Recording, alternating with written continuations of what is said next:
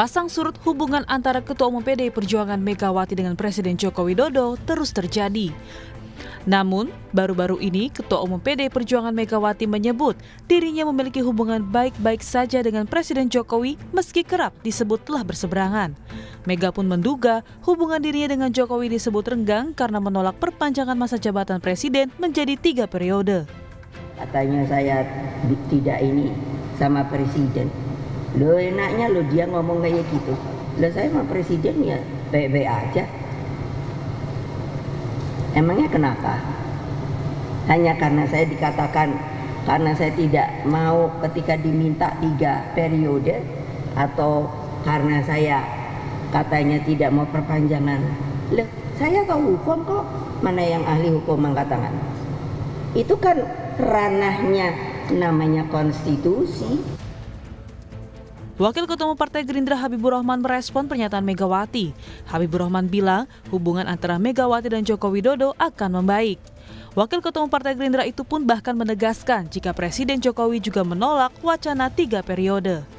Hubungan Pak Jokowi dengan Ibu Megawati lambat laun dipastikan akan baik kembali, akan cair kembali. Ya. Kalaupun ada pihak-pihak ya yang seolah-olah mengkondisikan perseteruan tersebut terus berlanjut antara kedua tokoh ini, saya pikir pada akhirnya ya kedua belah pihak akan menyadari memang selama ini Pak Jokowi dan Ibu Mega adalah dua sosok yang saling bantu-membantu, saling bekerja sama satu sama lain. Ya. Adapun soal isu 3 periode, kita tahu semua ya, seluruh rakyat Indonesia tahu Pak Jokowi dengan tegas menolak ya, usulan 3 periode jabatan kepresidenan. Sementara pertemuan antara Jokowi dengan Megawati hingga kini belum ada.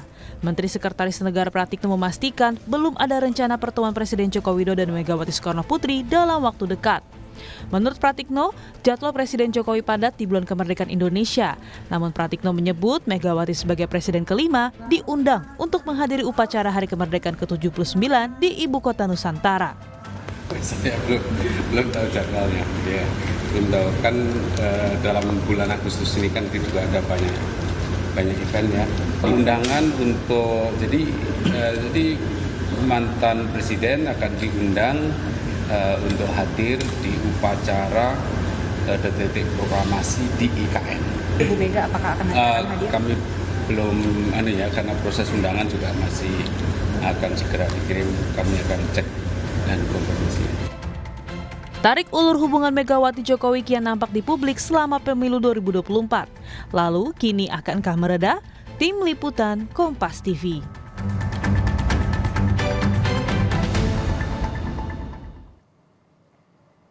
Saudara, pasang surut hubungan Megawati dengan Presiden Joko Widodo kian nampak di publik. Hal ini sempat dibantah oleh Ketua Umum PDI Perjuangan yang menyebut dirinya baik-baik saja dengan Jokowi. Lalu benarkah hubungan keduanya memang benar-benar baik-baik saja? Akankah setelah ini ada pertemuan yang bisa menepis berbagai isu keretakan antara Presiden Jokowi dengan Ketua Umum PDIP Megawati Soekarnoputri?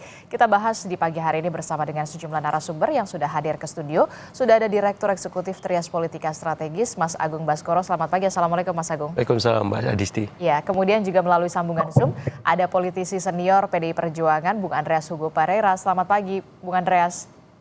Selamat pagi, Adisti. Ya, kemudian juga ada Ketua Umum Relawan Solidaritas Merah Putih, Sylvester Matutina. Selamat pagi, Bang Sylvester. Adisti, selamat pagi, Bang Hugo. Ya, Pagi. Oke, menarik sekali nih ya. Setelah Pilpres dan juga menjelang Pilkada, Ketua Umum PDI Perjuangan Megawati Soekarnoputri, Bu Mega mengatakan bahwa hubungan antara dirinya bersama dengan Presiden Joko Widodo ini baik-baik saja.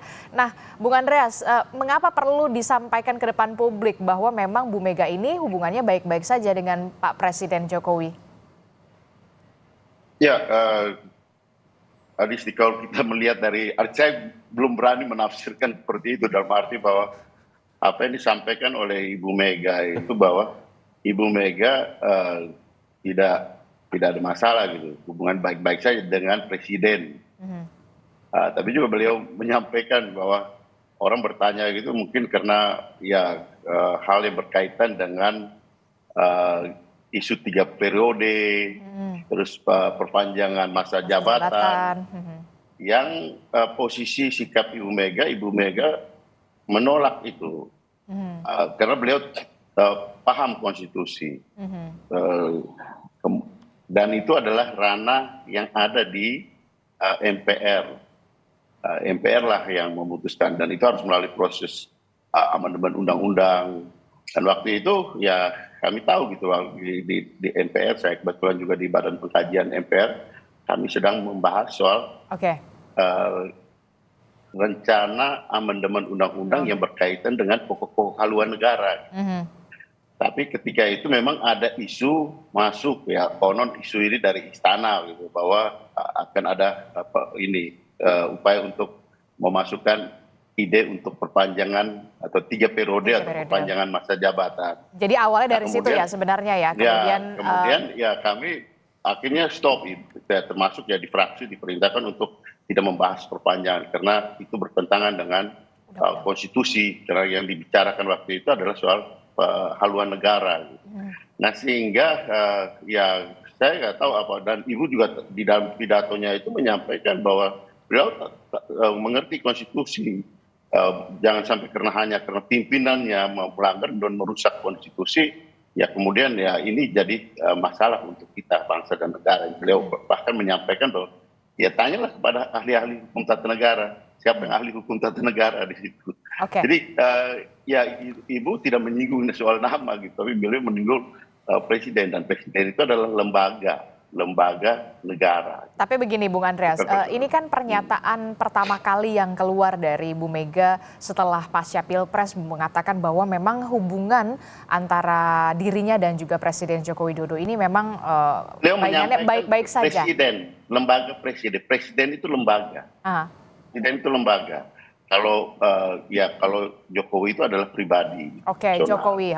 Jadi apa yang Ibu maksud bahwa beliau tidak setuju dengan posisi beliau adalah perpanjangan atau penambahan menjadi 3 periode, perpanjangan itu melanggar konstitusi gitu. Dan itu sebagai lembaga negara kita harus taat pada konstitusi. Itu yang kita tangkap, yang saya tangkap bahwa beliau ya selalu taat pada konstitusi, dan beliau menyampaikan itu secara terbuka supaya kita paham persoalannya apa. Kalau memang Bu Mega dan juga Pak Jokowi ini memang benar baik-baik saja, tentu saja kita mengharapkan publik ada pertemuan di antara keduanya memang menegaskan bahwa memang hubungan ini baik-baik saja begitu. Berarti Bu Mega akan hadir ya, menghadiri peringatan kemerdekaan ini di IKN berarti ya, kalau memang benar baik-baik saja hubungannya 17 Agustus mendatang, Bung Andreas?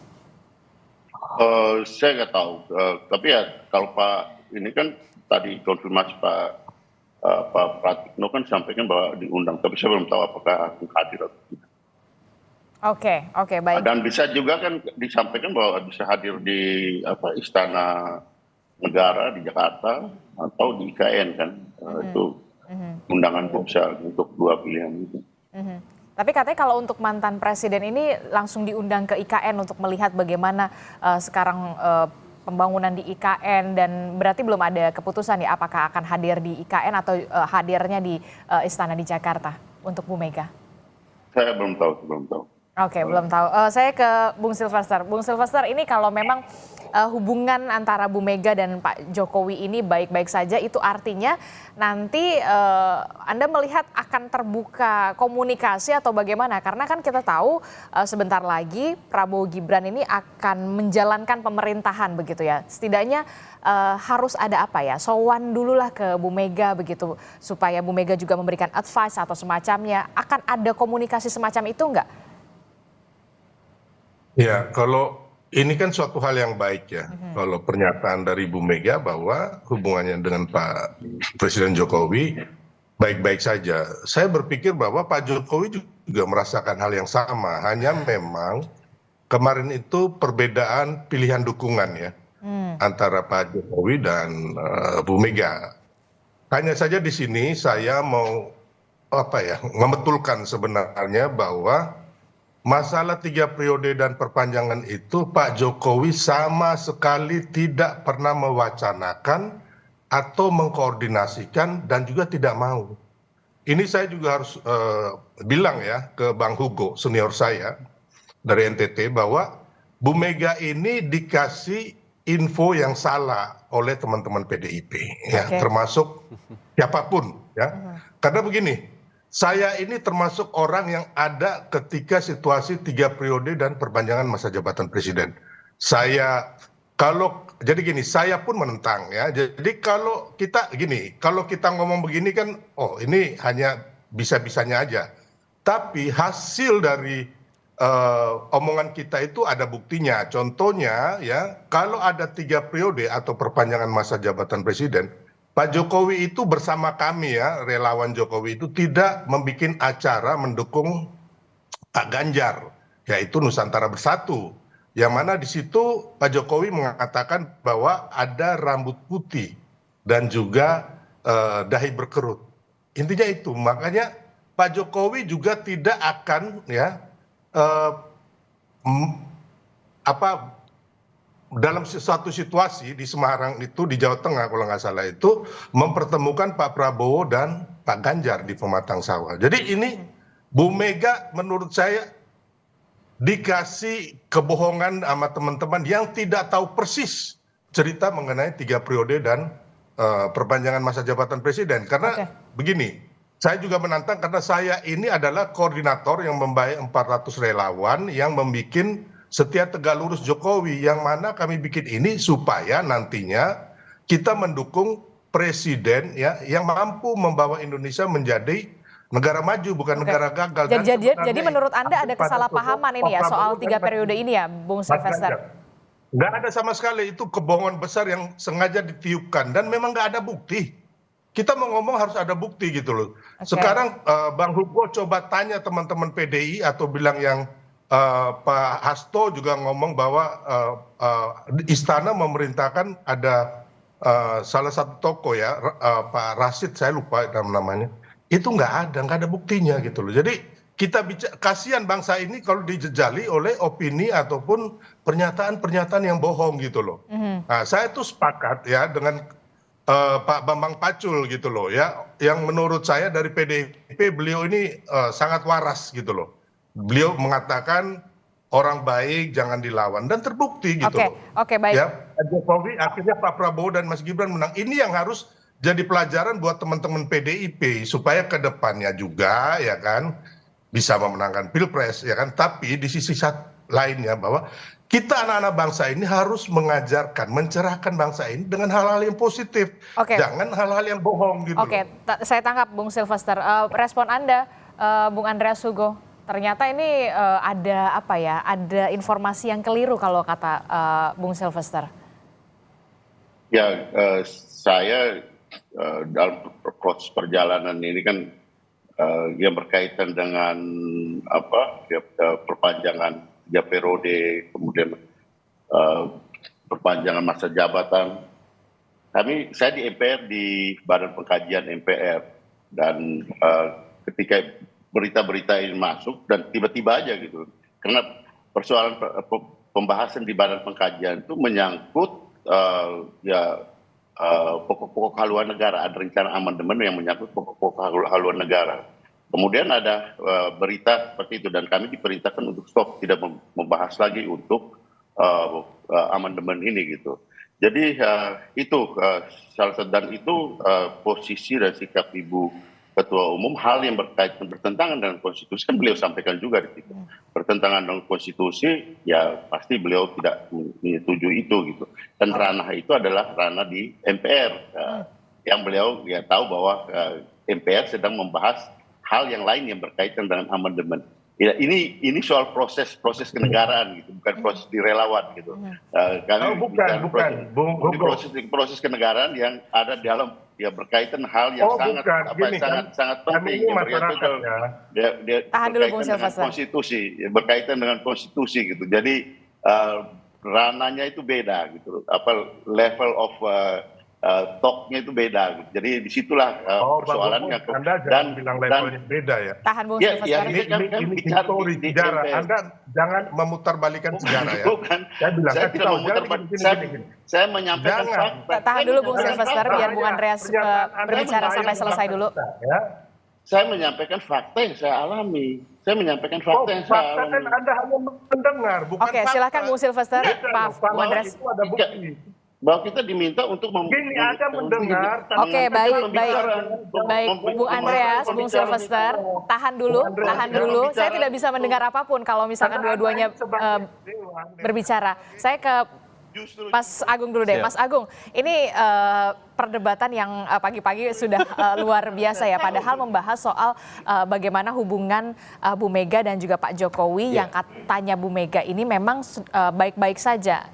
Kalau Anda melihat seperti ini, jadi bagaimana ini sebenarnya? Kontradiktif ya? Iya, jadi rasanya. pagi ini semacam simulasi kecil ya. Oke. Bagaimana relasi Ibu Mega dengan Pak Jokowi. Dengan kehadiran Bang Andreas Hugo dan Pak Silvester gitu. Tapi yang jelas, kalau secara personal relasi itu baik-baik saja, yang jadi catatan adalah secara institusional. Lembaga kepresidenan dengan PDIP secara keseluruhan. Karena apa? Karena memang ada beragam macam isu ya. Pintu masuknya 3 periode, kemudian perpanjangan masa jabatan, kemudian ada soal berbeda pilihan di Pilpres. Karena di PDIP kan kita tahu harus tegak lurus dengan ketum. Ketika dideklarasikan Ganjar, otomatis harus Ganjar. Tapi kan pada kenyataannya ada Gibran. Nah, akhirnya terbelahlah dukungan itu. Nah, saya kira ini bukan hal yang sederhana bagi Bu Mega ketika kita ambil landasan historiknya hubungan dengan Pak SBY. Yang sampai hari ini, ya saya kira 20 tahun, itu belum selesai. Ya, unfinished story lah gitu. Jadi dalam konteks ini ada arahan mengikuti cerita itu juga antara Ibu Mega dengan Pak Jokowi. Jadi kalau misalkan di endorse ketemu, mungkin saja ketika nanti upacara di IKN bisa, tapi untuk lebih jauh saya kira dalam waktu dekat tampaknya masih kecil kemungkinan. Tapi kalau Anda melihat di simulasi pagi ini saja, apakah akan hadir gitu Bu Mega di IKN atau justru memang hadirnya di istana? Tapi kalau memang tadi pihak istana mengatakan memang mantan presiden ini diundangnya semuanya ke IKN. Nah ini gimana nih kalau Anda melihatnya? Kalau secara teknis mungkin kalau ke IKN Ibu Mega agak kesulitan ya, karena kan lumayan jauh jaraknya, fasilitas juga belum banyak tersedia. Tapi kalau di Jakarta mungkin. Tapi dengan kondisi sekarang sepertinya itu kecil kemungkinannya. Karena apa? Karena ada banyak barrier, ada banyak tantangan-tantangan politik yang itu belum tuntas dan itu harus dikondisikan ketika Presiden Jokowi mampu merajut komunikasi dengan Ibu Mega secara langsung gitu. Nah, sampai hari ini itu kan belum terwujud ya. Bahkan kemarin pada momen yang paling sakral Idul Fitri yang biasanya ada open house dan seterusnya itu tidak terjadi. Apalagi ini misalkan momen sakral kedua kemerdekaan. Kalau memang Ibu Mega nggak datang dan sebelum itu tidak ada arahan, contoh misalkan Presiden Jokowi datang memberikan undangan misalkan langsung, saya kira agak kecil kemungkinan Ibu Mega akan datang dalam acara. Kalau memang Ibu Mega tidak akan datang di perayaan 17, ini menjadi kali pertama ya berarti ya? Ya seperti itu tampaknya karena memang baru tahun ini memang perbedaan sikap paling mencolok antara Presiden Jokowi dengan Ibu Mega atau PDIP sendiri seperti itu. Tapi kenapa apa yang kemudian menjadi yang juga pertanyaan kita semua begitu ya? Apa yang kemudian menjadi sampai harus diutarakan begitu kalau memang hubungan saya Bu Mega dengan Pak Jokowi ini baik-baik saja harus diutarakan, tapi kita kan semua publik lihat aja gitu kenyataannya seperti apa begitu karena memang dari sebelum Pilpres saja sampai sekarang belum ada pertemuan tuh gitu. Betul. Nah jadi di pidato yang hampir 50 menit itu penggalan hubungan baik-baik saja itu hanya di capture oleh Ibu Mega sekitar mungkin setengah menit ya, nggak nyampe mungkin 15 detik lah. Tapi totally beliau lebih banyak mengelaborasi soal 3 periode. Bahkan di pidato itu juga ada singgungan soal masalah netralitas gubernur dan PJ gubernur misalkan. Kemudian soal keberanian aparatur di sana untuk berpihak kepada masyarakat. Dan dalam beberapa hal saya melihat tone paling banyak itu mengkritik ketimbang baik-baik saja gitu. Sehingga memang akhirnya membuat frame berpikir tentang relasi antara Presiden Jokowi dengan Ibu Mega itu ya relasi objektif saja. Pribadi kita nggak ada masalah. Tapi secara institusional, secara formal, secara kenegaraan, secara konstitusional, ini emang ada masalah besar. Dan Ibu Mega di sini mengafirmasi posisi tawarnya sebagai penjaga marwah konstitusi, seperti itu. Jadi sebenarnya ada memang yang unfinished ya? Persis. Unfinished yang memang harus diselesaikan dan sepertinya soal usulan 3 periode ini yang menjadi awal ini sebenarnya harus tabayun lah ya? Betul, saling ketemu langsung tanpa perantara sehingga pagi ini lebih dingin, tidak seperti tadi. Oke, saya ke Bung Andreas Hugo dan juga Bung Sylvester yang masih bergabung bersama kami. Bung Andreas, Bung Sylvester gimana? Sudah cooling down dulu masing-masing keduanya ya? Ini tampaknya perlu ada tabayun ini soal asal muasal soal 3 periode begitu ya, Bung Sylvester. Anda melihat memang perlukah di sini memang ada penyelesaian yang kalau kata Mas Agung tadi ada yang belum selesai nih sebenarnya begitu, dan ini perlulah tabayun kalau tidak salah begitu ya untuk menyelesaikan ini semua. Ya, jadi hanya saya mau luruskan sedikit ya, yang menjaga konstitusi ini kita semua, bukan hanya Bung Mega. Saya pun sebagai rakyat menjaga konstitusi gitu loh. Hanya tadi saya agak Pak Hugo mengatakan beliau DPR yang terhormat, ya kan? Yang MPR, pembahasan itu DPR. MPR yang terhormat. Begini, Bang. Kalau saya tidak mengetahui proses 3 periode, ya kan, dan juga perpanjangan, dan ada hasil kita mendukung Pak Ganjar dan Pak Prabowo, saya nggak akan ngomong. Saya ini adalah orang yang membuat koordinator dari Setia Tegak Lurus Jokowi yang akan mendukung calon presiden yang didukung Pak Jokowi. Kami lakukan itu. Jadi kembali lagi, ya kan, itu 3 periode, ya kan.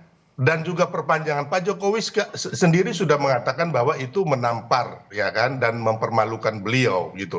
Dan ketika perbincangan kami dengan presiden, belum pernah presiden meminta tolong kami untuk wacana ini agar diproses gitu loh, membantu proses, ngomong ke MPR, DPR, terus mengorganisir masyarakat ke DPR, nggak ada gitu loh. Hanya ada 1 relawan aja ya dari sekian ratus. Hanya 1 dan juga ada 2 oknum menteri yang itu memang penjilat gitu loh. Jadi Pak Hugo ya, tolong ya di sini kita sejarah ini harus kita luruskan gitu loh, buat anak cucu kita. Saya ini bukan penjilat Pak Jokowi ya. Oke, baik. Tahan di situ, Bung Sylvester. Dan lain-lainnya ya. Oke, tahan di situ. Oke. Tapi Anda juga yang nggak usah lah terlalu seolah-olah bahwa Ibu Mega ini paling benar gitu loh. Apa yang dikatakan Bu Mega ini kan kebohongan yang dapat info dari orang-orang juga yang tukang bohong gitu loh. Oke, baik. Tahan di situ, Bung Sylvester. Tahan di situ. 3 periode dan lain-lain itu nggak ada. Oke, baik, gitu loh. baik. Sekarang giliran Bung Andreas. Bung Andreas, tampaknya perlu diluruskan ini soal 3 periode. Gini, Adisti, level of stock-nya itu beda. Yang satu bicara soal personal, yang satu bicara soal proses kenegaraan, lembaga kenegaraan. Di situ Ibu Mega bicara soal lembaga kenegaraan. Itu proses kenegaraan bohong ya. Bung Sylvester, tahan dulu. Terlalu Pak Matutina ini kan kelasnya Pak Matutina kan bicara soal kalian PDIP bentuk tim. Bung Sylvester, tahan dulu. Kita gantian ngomong ya, Bung Andreas. Sekarang giliran Bung Andreas yang berbicara. Soal ini soal loyalisme personal ya itu urusan beliau gitu. Kita kalau mau loyal ke Pak Jokowi secara personal itu urusan beliau. Tapi ini pembicaraan di dalam urusan kenegaraan, dan Ibu Mega itu berkali-kali bicara soal konstitusi. Nah itu yang harus dipahami. Kalau pembicaraan di dalam urusan pribadi mah bukan kita bicarakan di sini gitu. Untuk apa mau bicara di Kompas TV hanya untuk bicara urusan pribadi?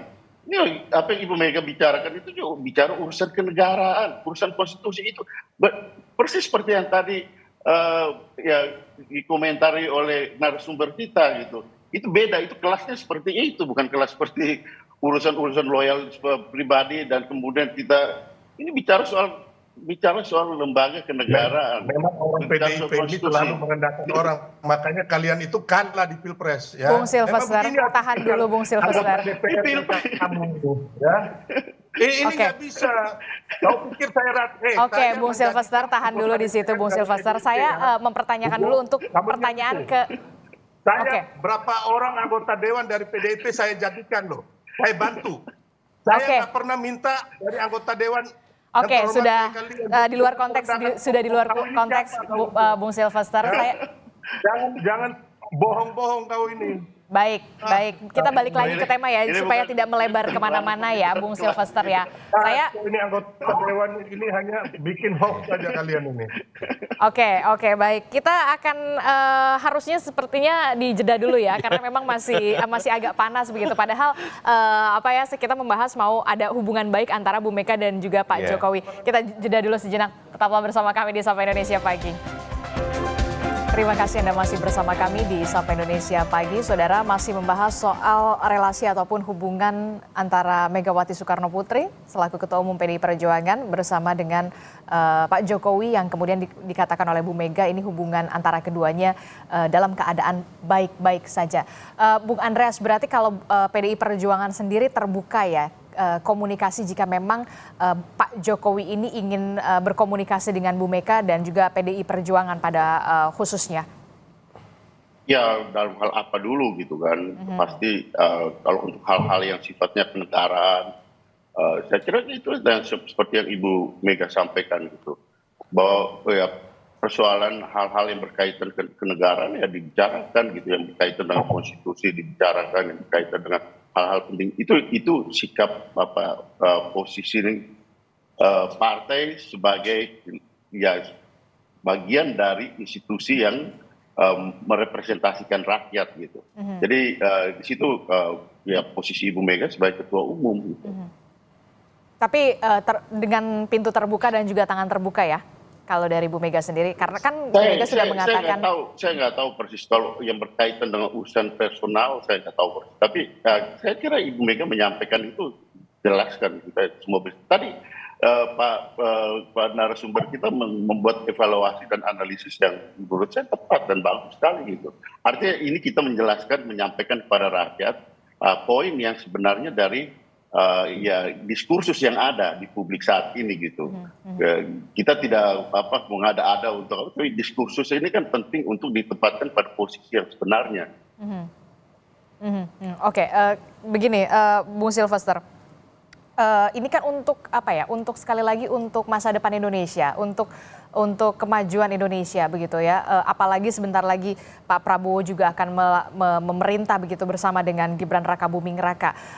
Apakah nanti akan ada sowan juga ke beberapa mantan pemimpin negara, kita katakan Pak SBY, Bu Mega, Pak Jokowi, apakah nanti akan ada bisa dikatakan duduk bersama atau semacamnya begitu?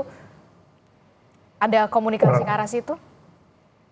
Sampai saat ini komunikasi saya belum mengetahui ya. Tapi apa yang dikatakan tadi adalah suatu hal yang baik. Makanya saya juga mengapresiasi Ibu Mega mengatakan bahwa tidak ada masalah sama Pak Jokowi. Dan saya yakin Pak Jokowi juga tidak ada masalah sama Bu Mega.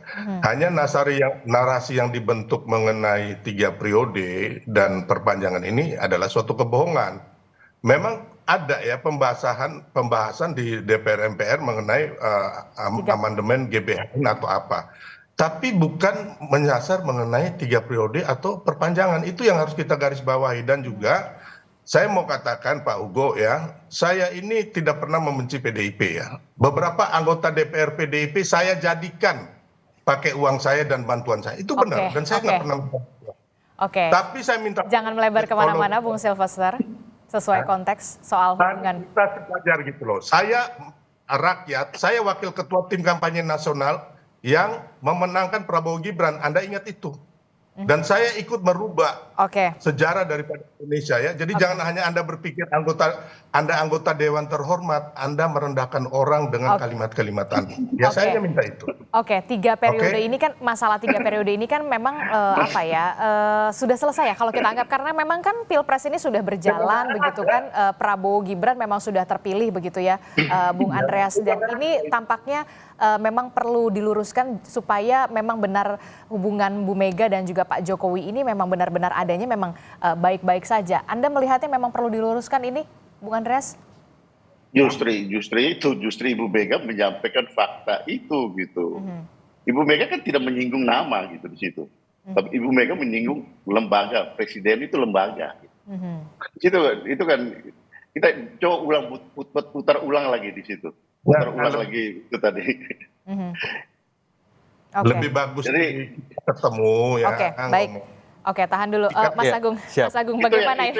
Itu yang harus kita ini, artinya makanya ya, kita bicara ini kan untuk menempatkan apa Ini diskursus untuk ini masa pada depan porsinya, bangsa, ya. Jangan ada kebohongan di sini. pada gitu loh. porsinya. Oke, baik. Tahan dulu, Bung Andreas, Bung Silvester. Saya berbicara dulu dengan Mas Agung. Mas Siap. Agung, Nah, betul. untuk masalah 3 periode ini Ya. tampaknya memang harus diluruskan supaya nanti memang hubungan ini memang benar-benar baik-baik saja ke Cair, depan, termasuk juga soal perbedaan dukungan pada saat pilpres juga harus harus dihargai, saling menghargai. Anda melihatnya bagaimana ini untuk ke depannya? Ya, kan ada kehadiran lembaga Dewan Pertimbangan Agung yang menjadi nomenklatur baru pasca Watimpres. Saya kira di situ Presiden terpilih Prabowo bisa menjadi problem solver untuk mencairkan relasi antar presiden maupun antar elit-elit yang lain. Misalkan Pak Prabowo bisa menjembatani komunikasi antara Pak SBY dengan Ibu Mega, kemudian Pak Jokowi dengan Ibu Mega, seperti itu. Sehingga semakin cair dan ini bagus buat merekatkan kohesi sosial masyarakat kita di level grassroots. Karena apa? Kalau pemimpinnya adem, sejuk, damai, ke bawah juga lebih anteng. Semua akan bagus, stabilitas ekonomi dan seterusnya. Nah, saya kira Presiden terpilih Prabowo Subianto punya tanggung jawab besar ke depan untuk memastikan bahwa antar elit tadi bisa adem. Nah, nanti Pak Andreas sama Bang Silvester dialog sudah tenang lagi seperti itu. Mungkin itu salah satu cara yang paling konkret, paling sistematis yang terakomodir dalam sistem ketatanegaraan kita ya.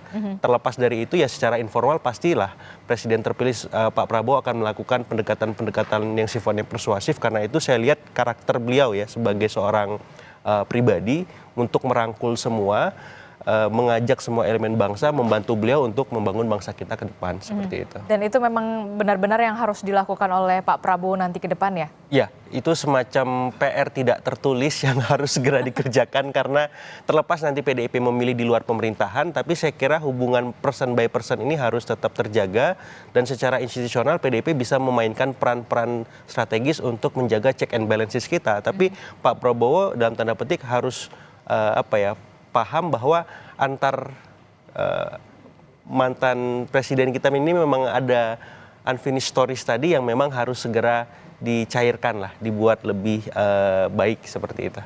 Dan Anda yakin ini bisa terjadi atau terwujud untuk menyelesaikan unfinished story ini? Karena Pak Prabowo punya karakter dan kemampuan, pengalaman yang mumpuni untuk melakukan itu sebagai bagian dari cara kerja dia memimpin ya.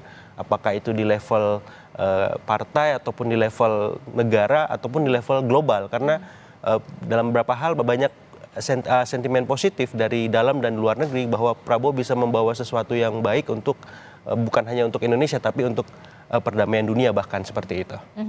Respon Anda, Bung Silvester, tampaknya ada PR yang dirasa tidak tertulis tapi harus begitu dilakukan oleh Pak Prabowo nanti untuk menyelesaikan unfinished story yang harus segera diselesaikan supaya elit-elit ini bisa bersatu lagi begitu ya, supaya juga ada stabilitas di situ.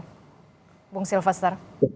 Ya, bagus sekali ya apa yang diwacanakan oleh Mas Agung Baskoro, tapi saya gariskan sedikit Mas Agung. Siap, Mas.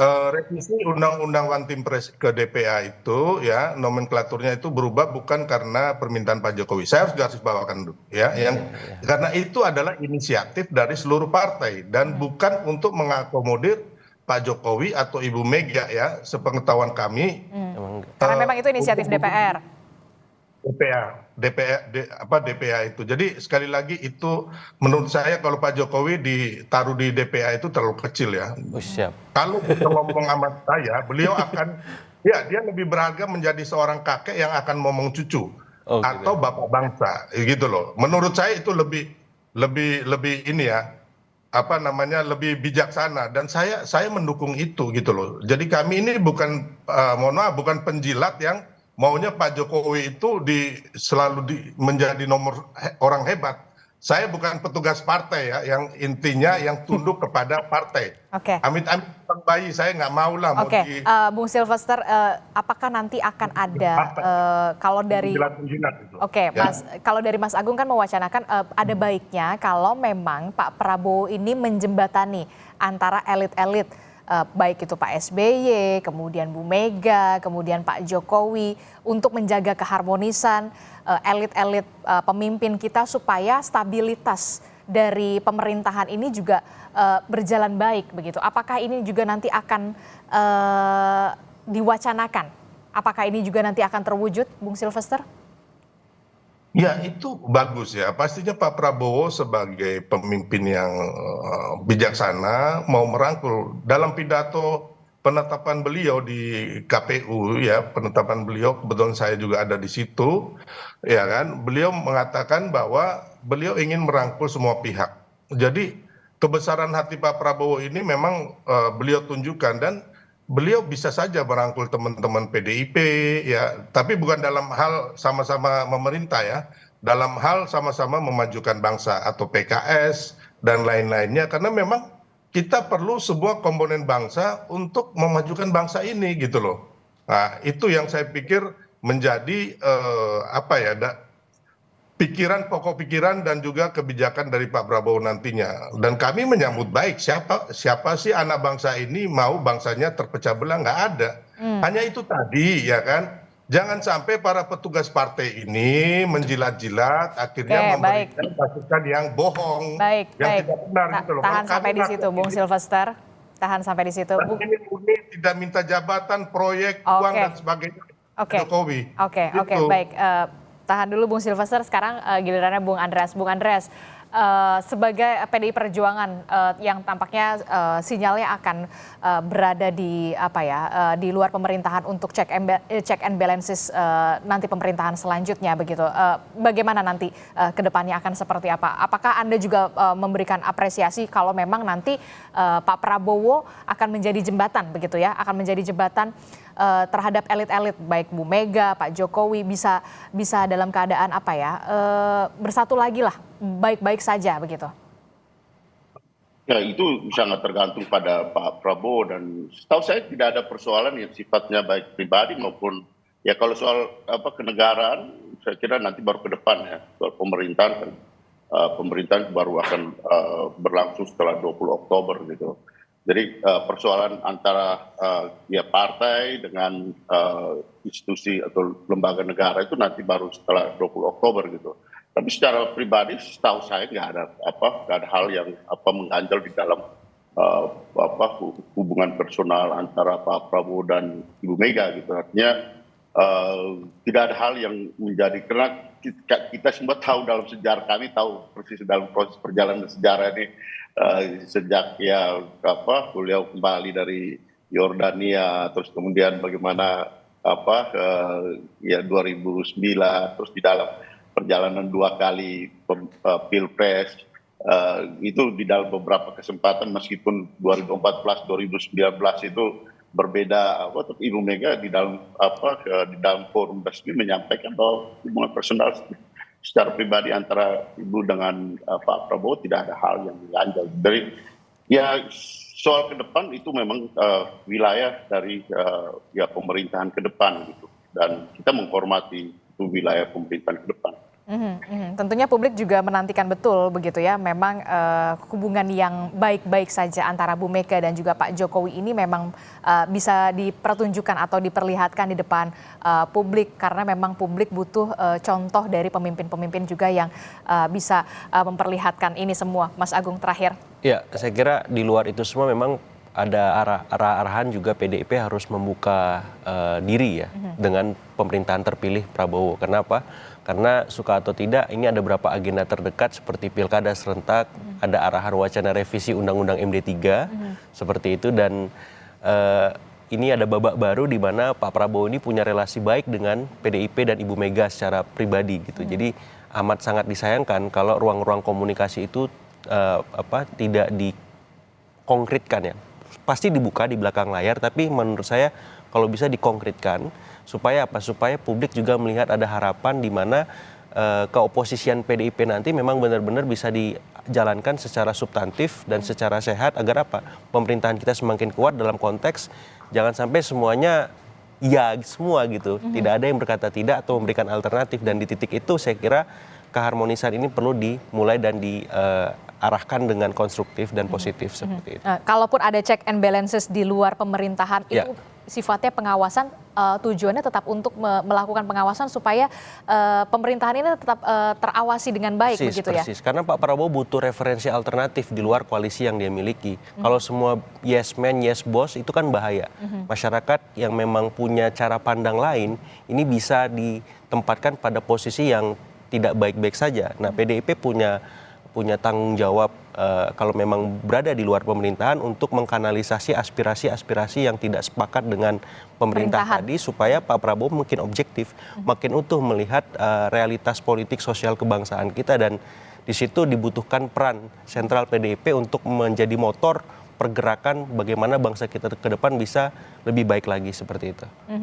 Termasuk juga publik juga menunggu begitu ya, kalau memang baik-baik saja diperlihatkan begitu, karena publik juga butuh contoh begitu, memang pemimpin-pemimpin kita memang punya niat baik untuk memajukan Indonesia. Betul, betul. Karena memang ya saya berharapnya kemarin waktu Idul Fitri ataupun momen yang lain, nanti IKN misalkan Pak Prabowo ketemu Ibu Mega ketemu Pak Prabowo, dan habis itu bisa ketemu dengan Pak SBY, Pak Jokowi, seperti itu sederhananya. Tapi kan ini butuh proses, butuh waktu, tapi kalau sudah dimulai ketika Mbak Puan ketemu Pak Dasko dan seterusnya, itu hal positif, dan saya kira saya optimis bahwa pasca 20 Oktober nanti ada arahan perubahan relasi antara PDIP dengan Istana yang dalam konteks ini dipimpin oleh Pak Prabowo, seperti itu. Dan Pak Prabowo bisa mengorkestrasi lah sekompleks apapun realitas politik yang dihadapi oleh bangsa kita, termasuk dengan elit-elit politiknya. Seperti itu. Untuk agenda 17 Agustus tadi, sesuai dengan harapan Anda, menurut Anda akan benar-benar terwujudkah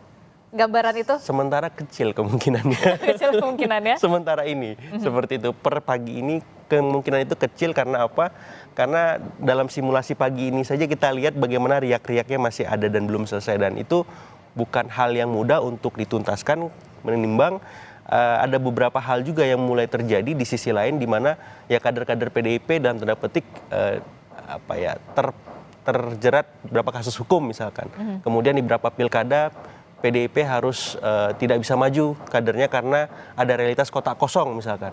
Terus ada beberapa kondisi di mana elit-elit PDIP juga terus intens mengkritik pemerintahan, di mana di saat yang sama ada menteri-menteri PDIP juga di kabinet. Jadi saya kira kompleksitas dan kontraksi-kontraksi politik tadi sebagai realitas empirik memang membuat akhirnya ini butuh butuh energi besar, butuh orang besar. Ya, saya endorse tadi Pak Prabowo untuk mengurai satu persatu benang yang kusut yang tadi itu ya, dan kita menunggu benar-benar Pak Prabowo supaya bisa melakukan itu gitu ya, karena memang ada unfinished story yang kemudian harus diselesaikan lebih dulu ya. Terima kasih Mas Agung Baskoro telah bergabung bersama kami, Bung Andreas Hugo. Terima kasih, dan juga Bung Sylvester.